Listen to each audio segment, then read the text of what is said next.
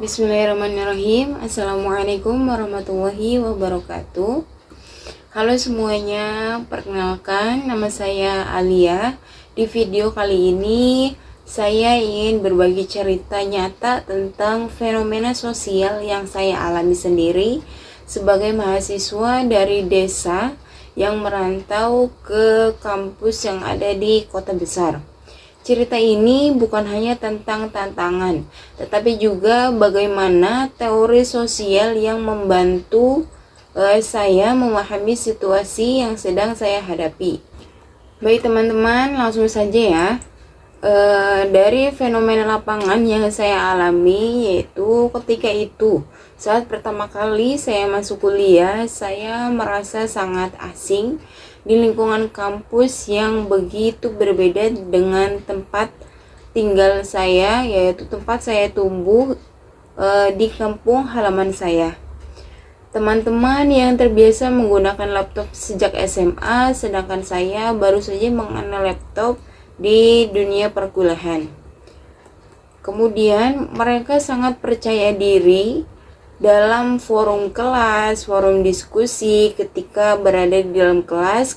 Kemudian mereka juga sangat fasih menggunakan istilah akademik dan bahasa Inggris, sedangkan saya yang masih terbata-bata atau yang baru saja mengenal sebuah istilah-istilah akademik dalam bahasa Inggris. Kemudian juga ketika itu saya pernah merasakan minder saat melihat cara mereka berpakaian, cara mereka berkomunikasi, bahkan cara mereka bersosialisasi dengan yang lainnya. Kemudian tapi yang paling saya rasakan adalah betapa modal sosial, modal bersosialisasi dan budaya itu sangat berperan. Kemudian teman-teman yang punya jaringan yang luas sering mendapatkan informasi, beasiswa, atau magang dari relasi. Sedangkan saya yang tidak punya siapa-siapa di dunia perkuliahan tersebut harus mencarinya sendiri dan kadang terlambat untuk mengetahuinya. Dan ini juga membuat saya sadar bahwa meski kita sama-sama seorang mahasiswa, kami tidak berangkat dari titik awal yang sama. Nah, di sini kerangka teorinya dari fenomena yang saya alami ini dijelaskan lewat teori Pierre Bourdieu tentang habitus, modal, dan arena. Nah, untuk habitus saya di sini sebagai anak desa atau sebagai anak yang merantau dari kampung halamannya ke sebuah kota, terbentuk dari kebiasaan yang sederhana. Saya tidak terbiasa tampil di depan umum atau berpikir kritis secara formal. Kemudian kampus adalah arena baru yang punya aturan mainnya sendiri. Di sini yang dihargai adalah keberanian bicara, prestasi, koneksi, dan kemampuan akademiknya. Kemudian sayangnya saya datang ke arena ini dengan modal budaya saya dari kampung halaman dan sosial yang terbatas. Inilah yang membuat saya merasa tertinggal dan kurang percaya diri. Tapi seperti kata Bourdieu, habitus bisa berkembang jika terus bersentuhan dengan arena. Dan itu yang saya alami.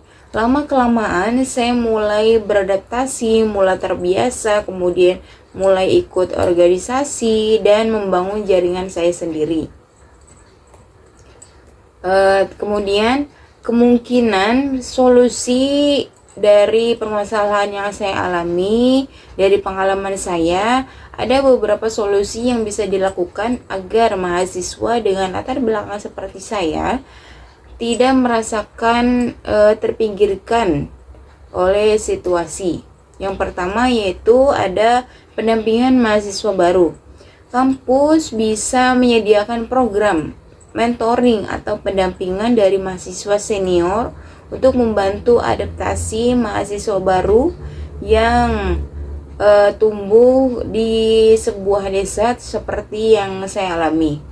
Kemudian yang kedua ada mungkin solusinya pelatihan soft skill dan teknologi dasar, khususnya untuk mahasiswa dari daerah yang belum familiar dengan teknologi bisa diadakan pelatihan literasi digital.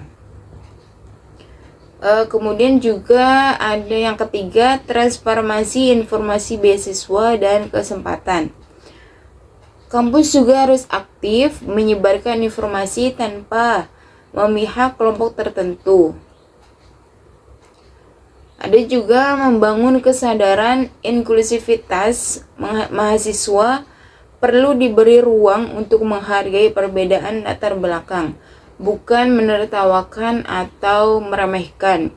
Seharusnya kita saling merangkul sesama mahasiswa dalam fakultas yang sama dan di dalam kampus yang sama.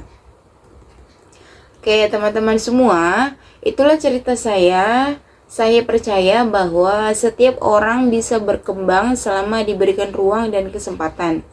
Semoga cerita ini bisa membuka mata kita bahwa kesetaraan bukan berarti semua orang diberi hal yang sama, tapi semua diberi kesempatan untuk tumbuh sesuai kebutuhannya masing-masing.